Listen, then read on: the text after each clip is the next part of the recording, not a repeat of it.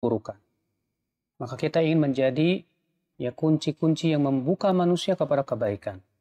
Dakwah sunnah mengajak manusia kepada jalan Rasulullah dan para sahabatnya. Radio dakwah, satu suara berjuta hidayah. Pesan layanan ini dihadirkan oleh RTVC, Asosiasi Radio TV Islam Indonesia. Salam sapa sahabatku. Salam sapa sahabatku. Yuk kirim salam sapa dan request murotal pilihan sobat muslim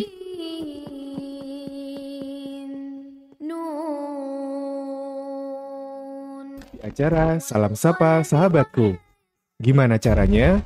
Cukup dengan kirim WhatsApp atau SMS ke nomor 0823 2727 5333. Radio Muslim Jogja 1467 AM.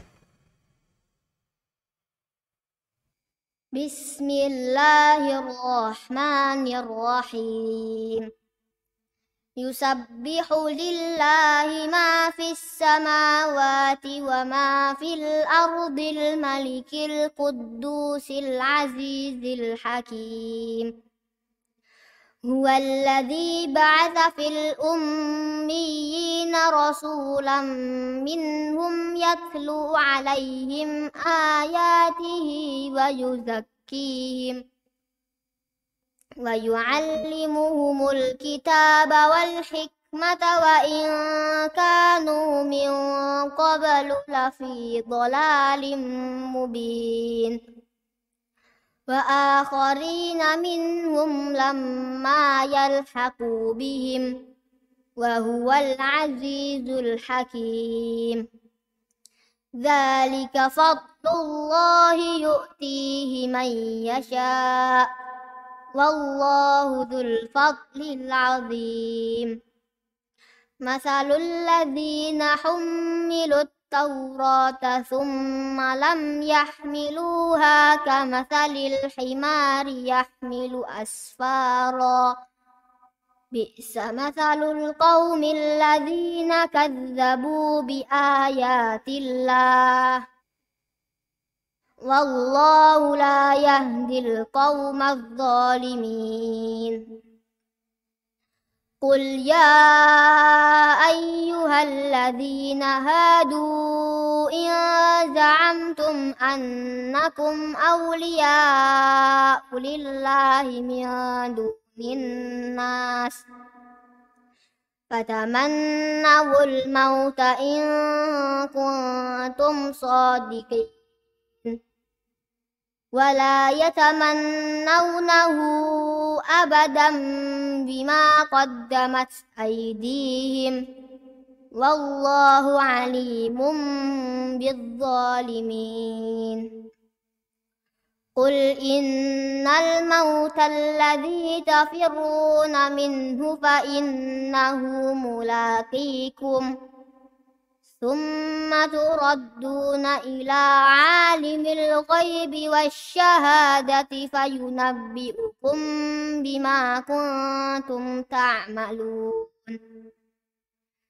Ya ayyuhalladzina amanu idza nudiya lis-salati min yaumil jumu'ati fas'au ila dzikrillahi wa dharul bai'. Dzalikum khairul lakum in kuntum ta'lamun. Fa idza qudiyatis salatu fantashiru fil ardi wabtaghu min fadlillah wadhkurullaha katsiran la'allakum tuflihun.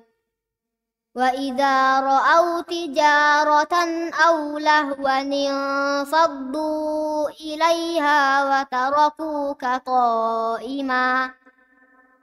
Qul ma 'indallahi khairum minal lahwi wa minat tijarah wallahu khairur raziqin. Radio Muslim, memurnikan akidah, menebarkan sunnah.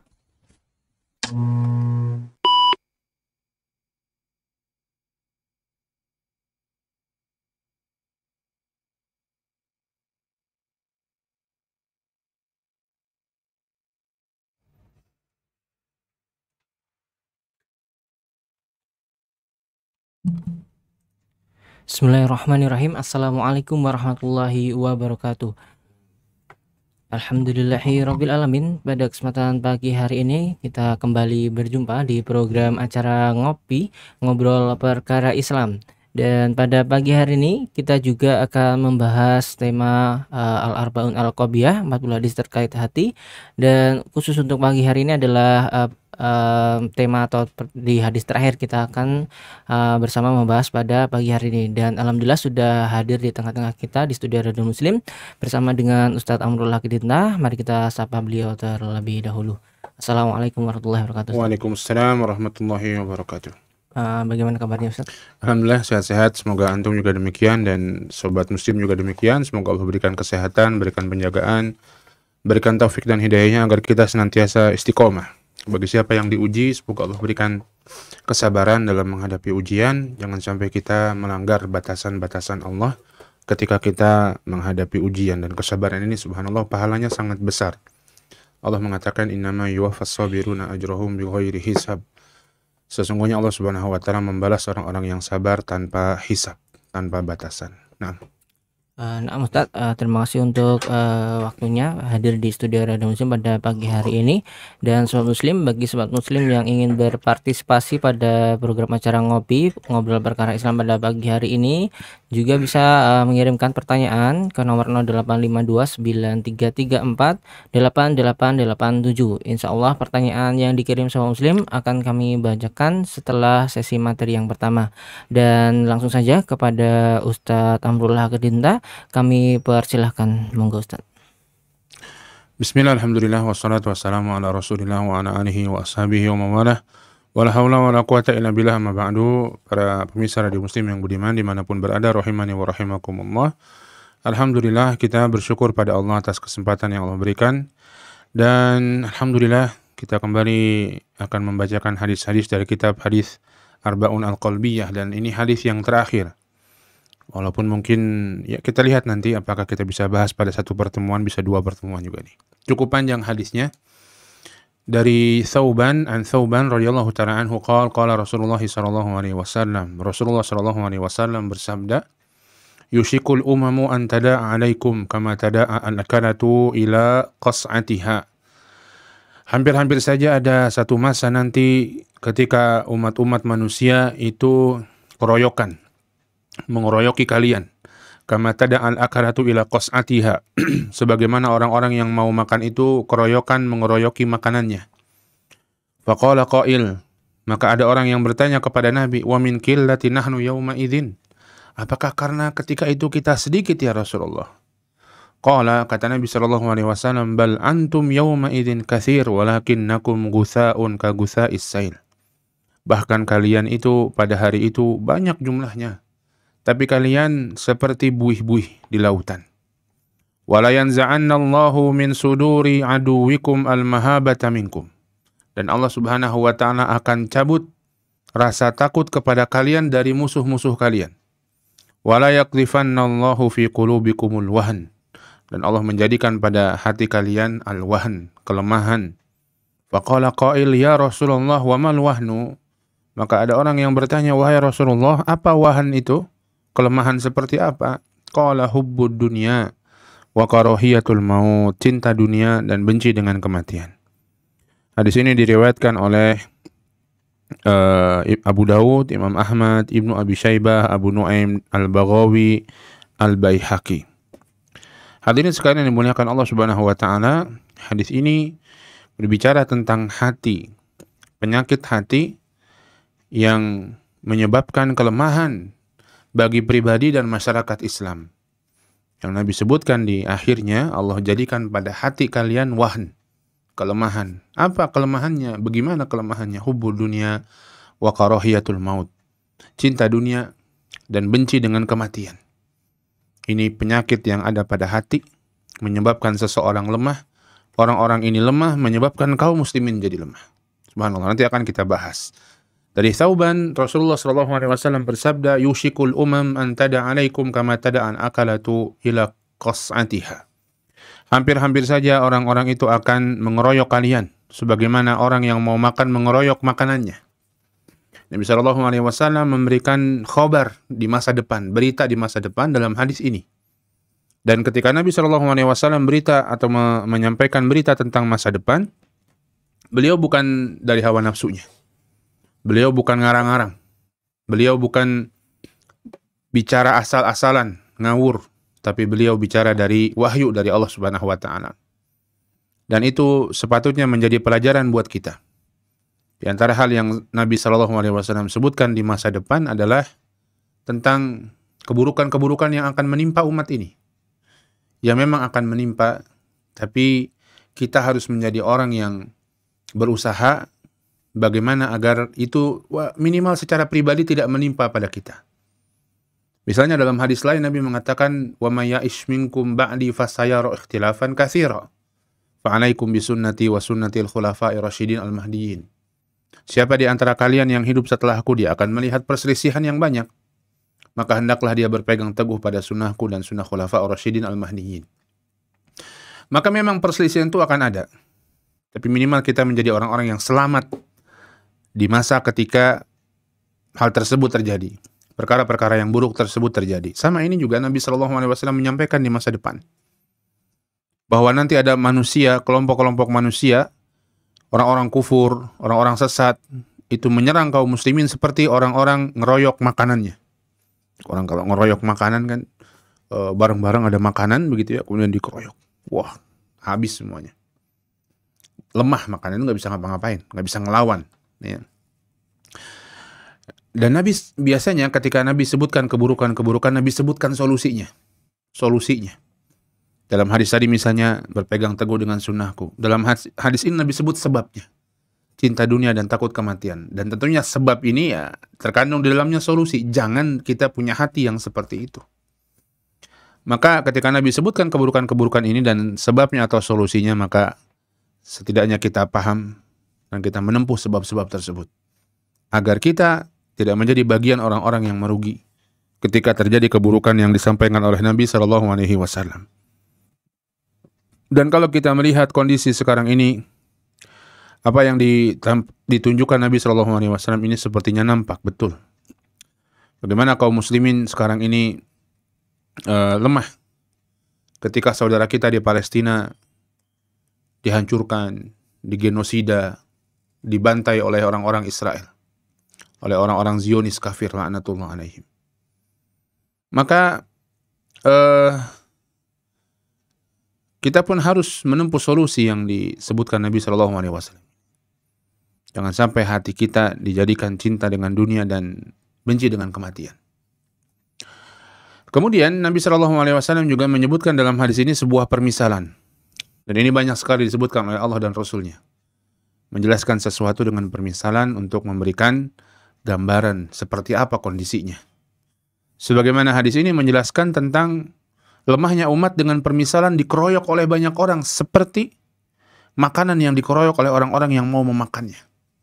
Subhanallah. Ya, orang-orang yang mungkin kelaparan ngeroyok, betul akan mengambil makanan tersebut sebagian-bagian yang paling besar, yang paling banyak. Dan makanan tersebut nggak bisa apa-apa. Yang kita lihat begitu kaum muslimin.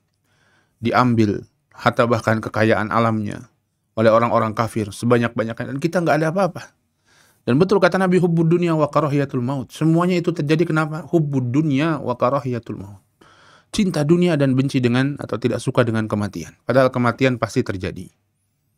Ya, maka Nabi sebutkan di sini dengan permisalan agar kita tahu bagaimana secara umum gambaran kondisi tersebut.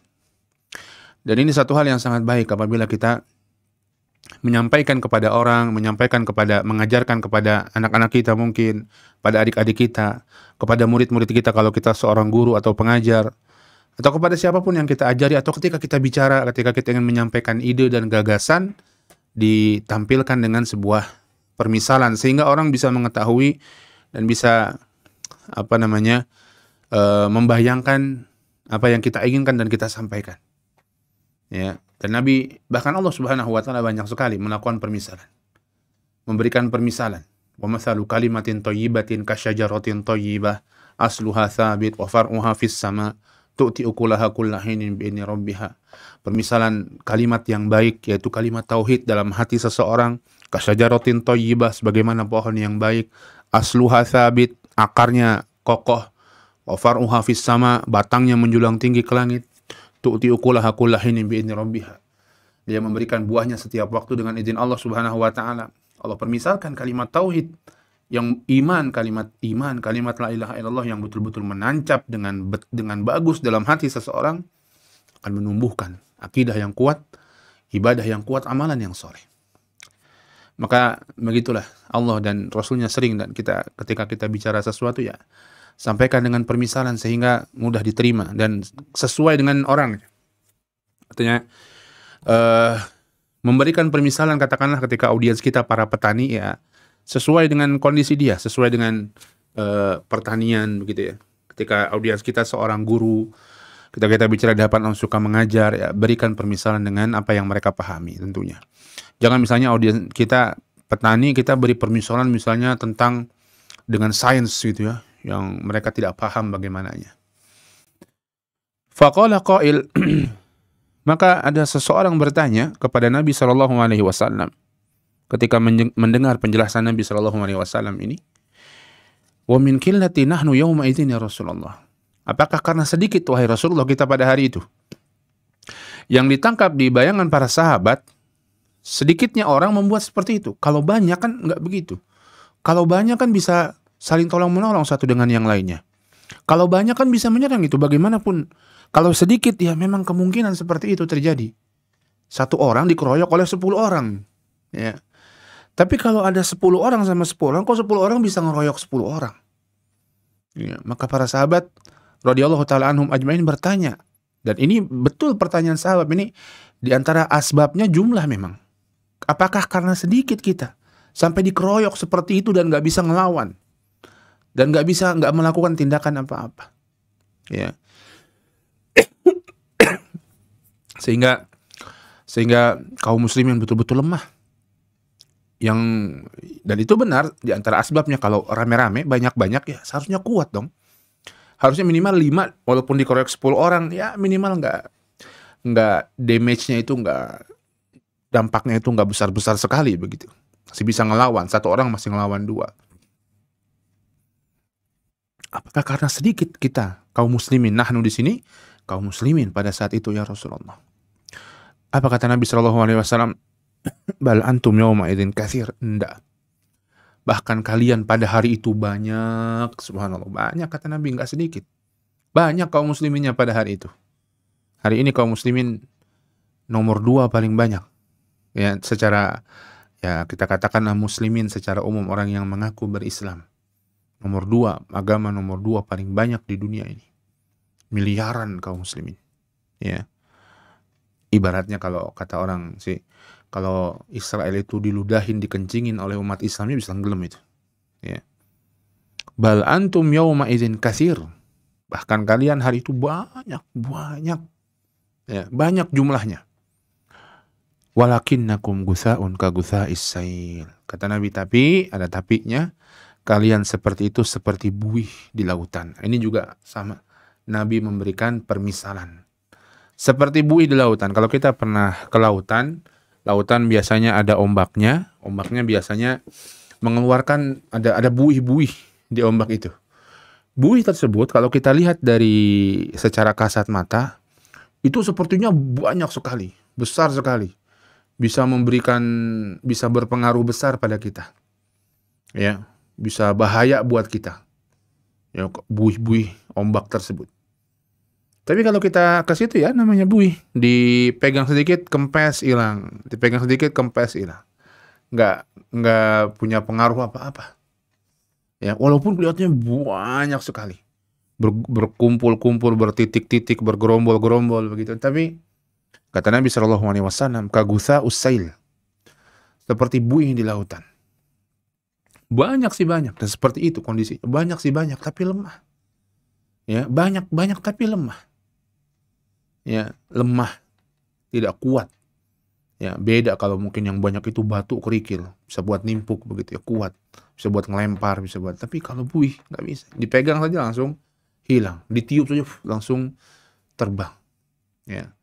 Tidak memberikan kekuatan apa-apa dengan banyaknya hal tersebut. Dengan banyaknya kaum muslimin, seperti Nabi mengatakan, walakinnakum bal antum yawma idzin katsir. Tapi kalian pada hari itu banyak, tapi tidak memberikan kekuatan apa-apa. Seperti buih di lautan. Dan bagaimana dan apa yang terjadi dengan kaum muslimin ketika itu, apa sebabnya, dan bagaimana solusinya, mungkin insya Allah kita akan bahas pada pertemuan yang akan datang biidznillah. Wallahu ta'ala alam bisawab. Ini dulu yang kita bisa bahas insya Allah. Kita akan bahas bagaimananya ya, ini realita yang disebutkan Nabi SAW. Tadi Nabi SAW tidak menyebutkan ini dari hawa nafsunya, tapi Nabi SAW menyebutkan dari wahyu yang diwahyukan oleh Allah Subhanahu wa taala. Dan kita bisa melihat sebagaimana sebagian ulama mengatakan, Al-Qari mengatakan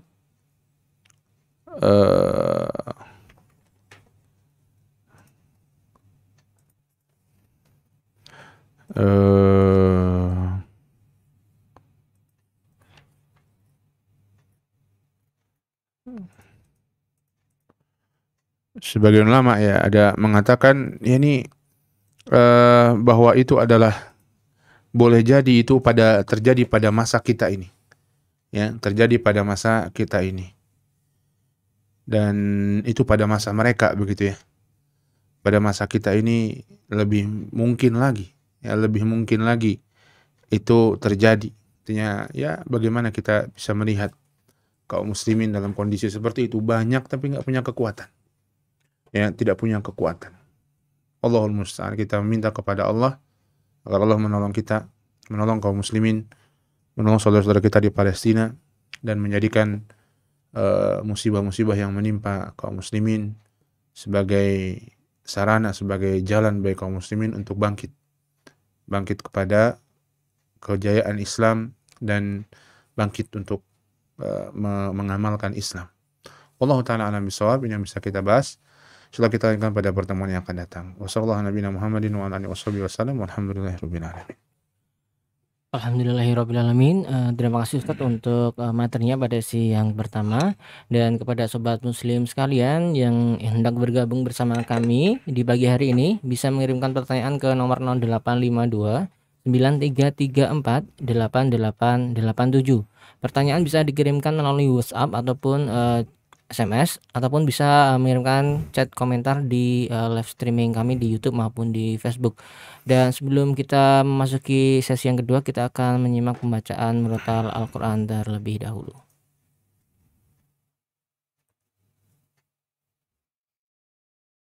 A'udzu billahi minasy syaithanir rajim. Bismillahirrahmanirrahim.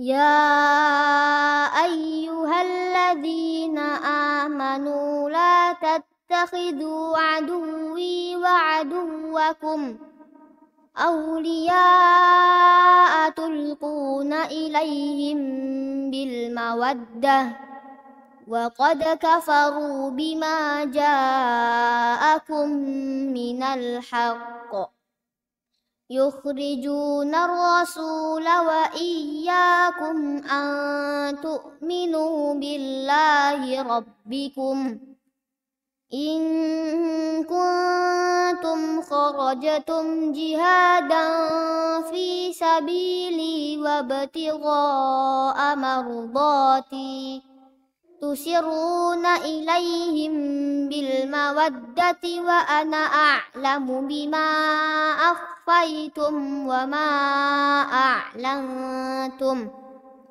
wa man yaf'alhu minkum faqad dhalla sawa'as sabil.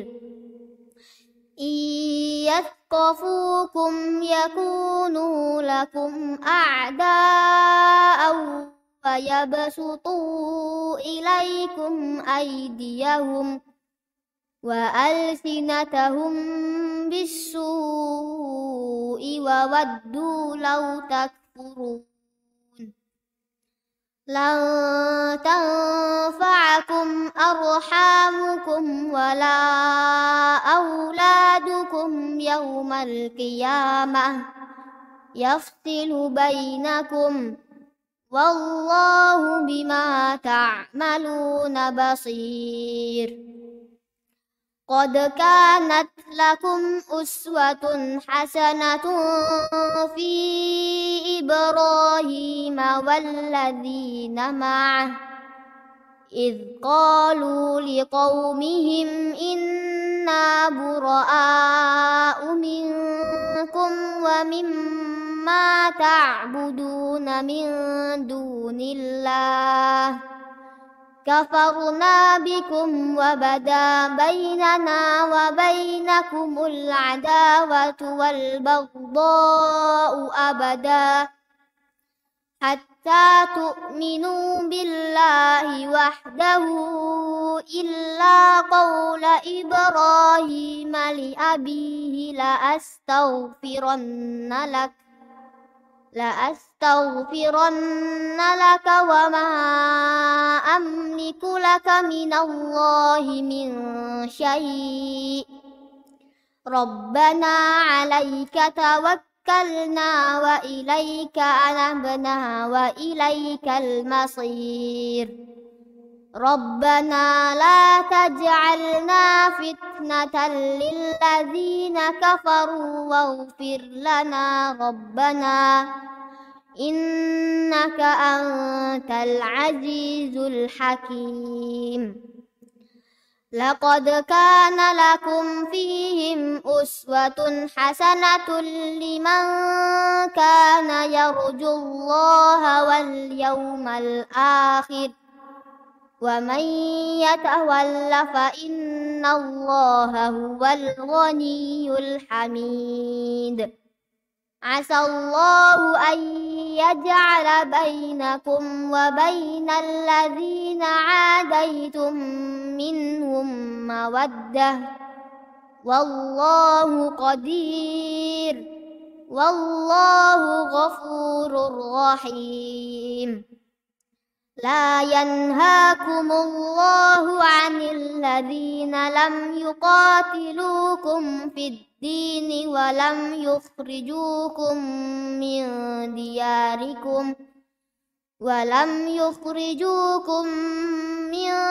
دياركم أن تبروهم وتقسطوا إليهم إن الله يحب المقسطين. إنما ينهاكم الله عن الذين قاتلوكم في الدين وأخرجوكم من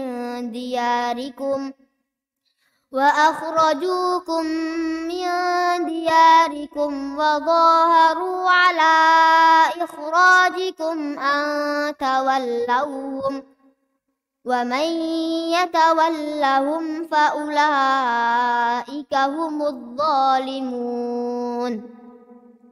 يا أيها الذين آمنوا إذا جاءكم المؤمنات مهاجرات فامتحنوهن الله أعلم بإيمانهن فإن علمتموهن مؤمنات فلا ترجعوهن إلى الكفار لا هن حل لهم ولا هم يحلون لهن وآتوهم ما أنفقوا ولا جناح عليكم أن تنكحوهن إذا آتيتموهن أجورهن ولا تمسكوا بعصم الكوافر واسألوا ما أنفقتم وليسألوا ما أنفقوا ذلكم حكم الله يحكم بينكم والله عليم حكيم. وإن فاتكم شيء من أزواجكم إلى الكفار فعاقبتم فآتوا الذين ذهبت أزواجهم مثل ما أنفقوا واتقوا الله الذي أنتم به مؤمنون يا أيها النبي إذا جاءك المؤمنات يبايعنك على أن لا يشركن بالله شيئا ولا يسرقن ولا يزنين ولا يقتلن أولادهن ولا يأتين ببهتان يفترينه بين أيديهن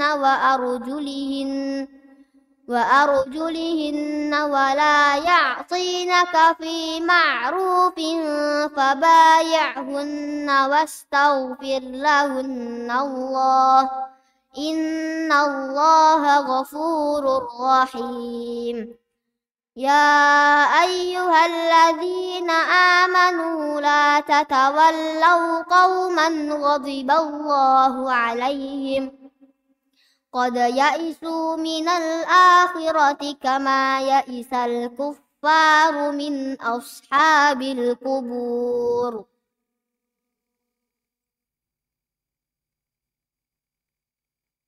Yuk salurkan donasi Anda untuk mengembangkan dakwah Radio Muslim Jogja 1467 AM melalui transfer Bank Syariah Indonesia ke nomor rekening 7755330099 atas nama Yayasan Pendidikan Islam Al-Azhari. Konfirmasi via WhatsApp atau SMS ke nomor 0852 9334 8887 dengan format nama, pagar, kota, pagar, nominal. Atau donasi dapat langsung disalurkan ke studio Radio Muslim Jogja yang beralamatkan di Kompleks Masjid Al-Hasanah, Terban, Gondokusuman, Yogyakarta. Salam sapa sahabatku. Salam sapa sahabatku. Yuk kirim salam sapa dan request murotal pilihan Sobat Muslim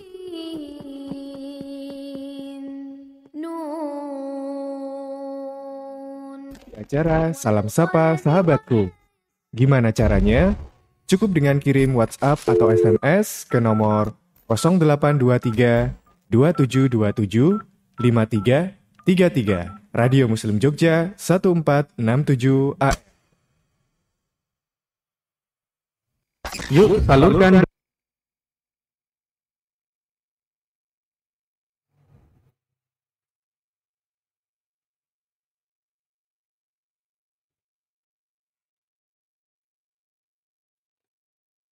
Alhamdulillahirrabbilalamin, kembali lagi di program acara ngopi ngobrol perkara Islam pada pagi hari ini.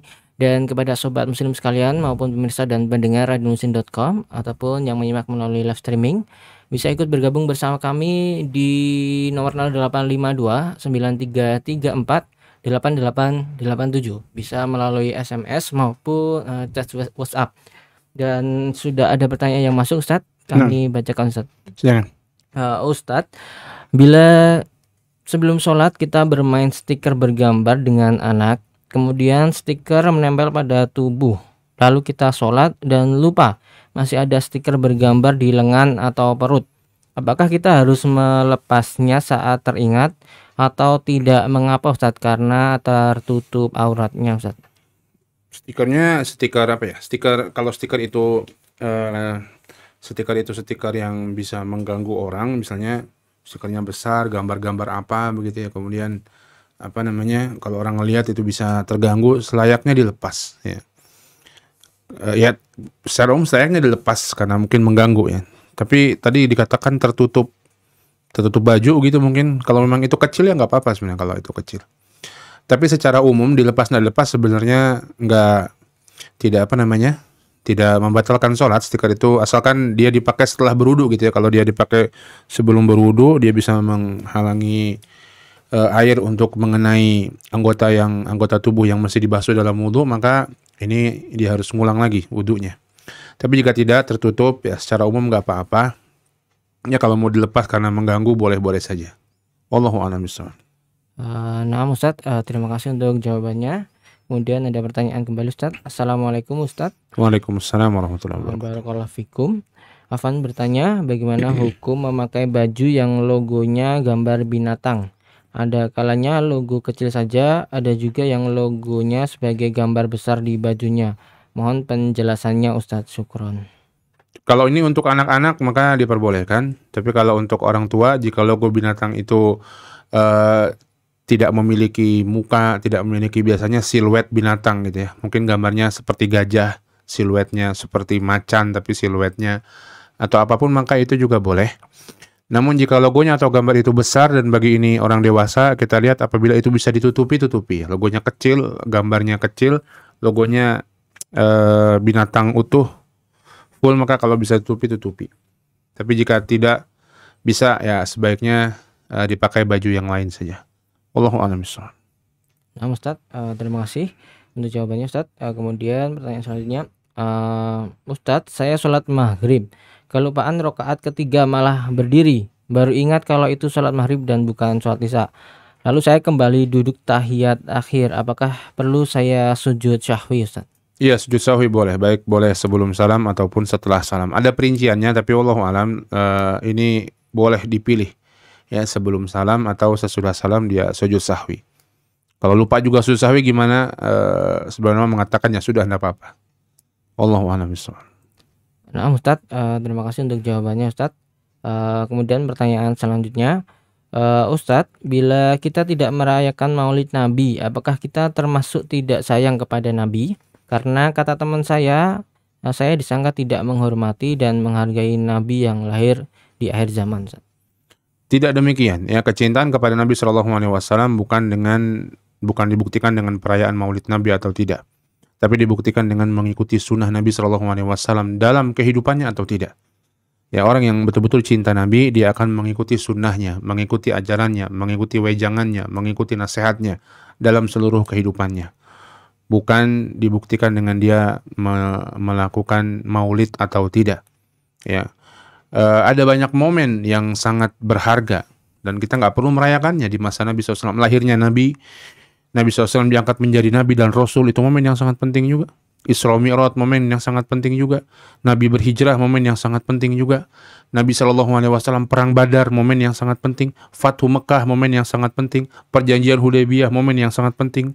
Tapi nggak ada tuntunan untuk merayakan itu semuanya dalam agama kita. Maka kecintaan kepada Nabi dibuktikan dengan mengikuti sunnahnya dan meninggalkan perkara-perkara yang tidak dicontohkan Nabi SAW dalam akidah dan dalam ibadah. Wallahu a'lam bishawab. Nah Ustadz, terima kasih untuk jawabannya. Kembali kami persilahkan kepada pendengar maupun pemirsa di Radio Muslim untuk ikut bergabung bersama kami, bisa mengirimkan pertanyaan ke nomor 0852 9334 8887. Dan kami bacakan pertanyaan selanjutnya Ustadz. Ustadz, saya kerja di instansi lalu ditunjuk sebagai panitia Maulid Nabi untuk diadakan acara pengajian di kantor. Apakah tidak mengapa Ustadz saya aktif sebagai panitia tersebut Ustadz? Kalau bisa tidak usah. Wallahu a'lam bishawab. Nah Ustadz, terima kasih untuk jawabannya. Pertanyaan selanjutnya, Ustadz, apa saja tanda-tanda kita terkena penyakit wahan Ustadz, dan tips apa saja agar kami tidak terkena wahan Ustadz? Kata Nabi SAW, nanti kita akan jelaskan pertemuan depan sebenarnya. Secara umum kata Nabi, wahan itu hubbu dunia wa karahiyatul maut, cinta dunia dan benci dengan kematian. Tandanya ya ini tandanya secara umum, kalau ada waktunya sholat misalnya dia meninggalkan sholatnya, menunda-nunda, lebih memilih sibuk dengan urusan dunianya daripada urusan akhiratnya. Intinya seperti itu. Kalau ada saatnya dia punya kesempatan untuk berinfak, bersedekah, dia nanti-nanti saja. Atau dia infak, punya duit banyak tapi infaknya sedikit, takut duitnya berkurang dengan sedekah. Ya, takut membantu orang lain. Ya, karena duitnya nanti akan berkurang dengan infak dia membantu orang lain. Ini diantara tanda-tanda penyakit wahan. Orang yang lebih mendahulukan urusan dunianya ketimbang urusan akhiratnya. Ya, maka bagaimana kita menghindarinya atau melepaskan diri dari penyakit ini secara umum? Yang pertama doa sama Allah Subhanahu wa taala. Agar Allah Subhanahu wa taala membersihkan hati kita, menjauhkan kita dari penyakit ini. Yang kedua, kita belajar, berilmu, ya, belajar tentang Allah, tentang Al-Quran, tentang hadis Nabi, tentang sunnahnya, tentang syariatnya. Yang ketiga, kita berteman dengan orang-orang baik. Jangan berteman dengan orang-orang yang sama punya penyakit ini, bisa nular. Ya. Kemudian yang keempat, kita banyak melakukan amal soleh, ketaatan kepada Allah. Semakin orang itu banyak melakukan ketaatan, maka lama-lama dia akan merasakan manisnya ketaatan tersebut. Wallahu a'lam. Secara umum seperti itu. Insya Allah kita akan bahas lebih detailnya besok. Bismillah. Nah, Ustadz, terima kasih untuk jawabannya. Pertanyaan selanjutnya, Ustadz. Ustadz, apakah benar tuduhan-tuduhan media dengan keadaan kerajaan Arab Saudi yang menurun terhadap syariat Islam?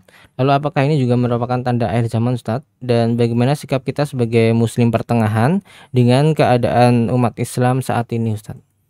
Wallahu a'lam ya, sampai saat ini yang kami tahu kerajaan Arab Saudi yang paling komitmen menjalankan syariat Islam ya, dengan segala kelebihan dan kekurangan yang ada ya. Tapi di antara negara-negara yang ada yang paling komitmen menjalankan syariat Islam, aturan qisas sudah banyak, gak ada di tempat lain kecuali di mungkin di sebagian negara sedikit sekali, di antaranya Arab Saudi mungkin ya, dan lain sebagainya. Adapun tanda kiamat bukan hanya kemunduran di Arab Saudi, tapi kemunduran secara umum kaum muslimin itu terjadi. Ya, kata Nabi, ini bukan hanya untuk orang Arab Saudi nih, hubud dunya wa karahiyatul maut, untuk semua orang beriman. Ya, orang-orang yang semakin jauh dari Islam ya, itu bukan tanda kiamat yang itu harus terjadi di Saudi saja, enggak. Di seluruh tempat, dan itu yang terjadi. Dan bahkan sebagian ulama menyebutkan dia sebagai tanda-tanda kiamat kecil, tanda-tanda kecil untuk hari kiamat. Maka tapi kapanpun kiamat itu jangan terlalu kita pikirkan kapanpunnya, tapi apa persiapan kita untuk menghadapi hari kiamat tersebut.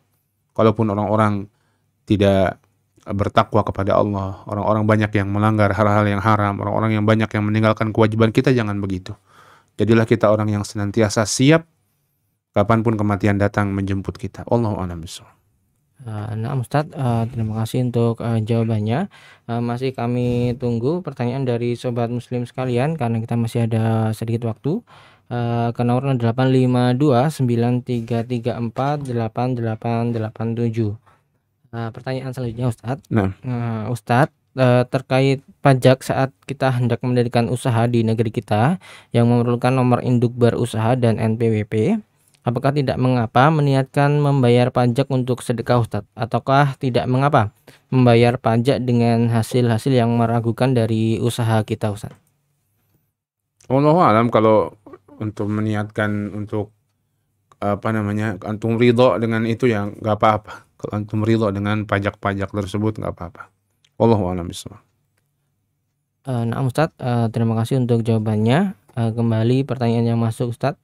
Ustadz, apakah donasi yang tidak terkait dengan kegiatan agama, misalkan donasi hadiah lomba 17 Agustusan, tetap akan mendapatkan pahala dari Allah, Ustadz? Tergantung nanti tidak terkaitnya gimana. Kalau tidak terkait dengan agama, namun itu bermanfaat bagi orang, membawa manfaat, maka mudah-mudahan tetap dapat ya. Perbuatan baik kepada semua makhluk itu adalah ada pahalanya di sisi Allah Subhanahu wa taala. Namun kalau tidak terkait agama dan bisa menjerumuskan kepada kemaksiatan, bisa menjerumuskan kepada keburukan, membantu kemaksiatan, maka ini bisa jadi justru nggak berfaedah ya, bisa jadi justru nggak baik bagi seseorang. Wallahu a'lam bishawab. Namun kalau dipaksa dalam apapun misalnya ya, ada di sebagian tempat ya ramai ya, dipaksa orang untuk iuran untuk sonhorek gitu ya, dipaksa iuran. Kalau enggak dia mendapatkan ancaman, maka dia niatkan bukan untuk membantu acara tersebut, tapi untuk selamat dari ancaman tersebut. Niatnya begitu. Dan itu mudah-mudahan bisa berpahala bagi keluarga dia minimal. Ya, Allahu a'lam bishawab. Nah, Ustadz, terima kasih untuk jawabannya, Ustadz. Kemudian pertanyaan selanjutnya, Ustadz. Ustadz, sebagai Muslim, bagaimana sejauh mana kita bisa mencintai negeri kita Indonesia, Ustadz? Seorang Muslim mencintai negerinya, tempat dia bisa beribadah kepada Allah, tempat dia bisa mencari nafkah untuk memenuhi kewajiban-kewajiban dia, memberikan makan kepada keluarga dia, berinfak, bersedekah, beribadah kepada Allah. Maka semakin ini bicara apapun juga negaranya, semakin sebuah negara itu bisa demikian maka kita mencintainya. Ya, dan wallahu alam, alhamdulillah Indonesia negara yang banyak kaum muslimin. Di sana kita bisa beribadah, kita bisa azan, kita bisa berkurban, kita bisa sholat jamaah, kita bisa ngaji dengan segala kekurangannya. Ya, lebih layak bagi kaum muslimin untuk mencintai negeri daripada membencinya. Sambil kita berusaha memperbaiki apa yang kita bisa perbaiki sesuai dengan kemampuan kita masing-masing. Wallahu a'lam bishawab.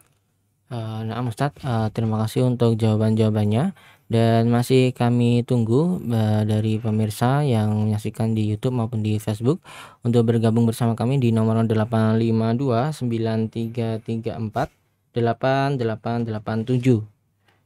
Dan ada pertanyaan kembali Ustadz yang masuk. Ustadz, apakah tidak mengapa melakukan lagu Indonesia Raya tanpa musik dalam rangka untuk mematuhi peraturan pemerintah melaksanakan lagu Indonesia Raya setiap jam 10 pagi di kantor pemerintahan, Ustaz? Wallahu a'lam bishawab. Nah, Ustaz, untuk jawabannya sepertinya sudah tidak ada pertanyaan kembali, Ustaz, yang masuk. Mungkin sebelum kita tutup pada pagi hari ini, mungkin bisa diberikan kesimpulan untuk kami semuanya, Ustaz. Monggo, Ustaz. Ya, kecintaan atau kondisi kaum muslimin yang memprihatinkan yang disebutkan Nabi SAW ini, Nabi nanti sebutkan juga solusinya. Maka berusaha untuk kita atau berjalan di atas solusi tersebut, dan sehingga kita menjadi kaum muslimin yang kuat. Ya, walaupun sedikit kuat. Di zaman Nabi SAW para sahabat sedikit, tapi menguat karena mereka sebaliknya mencintai akhirat dan dunia dijadikan sebagai sarana untuk meraih akhirat. Maka harusnya kita seperti itu. Mudah-mudahan Allah berikan taufik agar kita bisa mencintai akhirat dan menjadikan dunia ini bukan di hati kita, namun sarana untuk mendapatkan akhirat yang baik. Wallahu a'lam bishawab. Nah, Ustadz, terima kasih untuk materi dan juga nasihatnya, Ustadz, pada kami semuanya pada pagi hari ini. Semoga Allah senantiasa memberkahi Ustadz dan keluarga Ustadz. Amin. Amin. Dan terima kasih kepada sobat muslim sekalian yang sudah ikut bergabung bersama kami pada pagi hari ini di program acara Ngopi. Insya Allah kita akan bertemu kembali di Rabu pekan depan insya Allah, dan masih dengan tema Al-Arbaun Al-Qalbiyah, 40 hadis terkait hati. Dan jangan sampai terlewatkan, insya Allah kita sudah memasuki di akhir-akhir hadis yang ke-40. Dan kami yang bertugas pamit undur diri. Mohon maaf jika banyak kekurangan dalam penyampaian kami.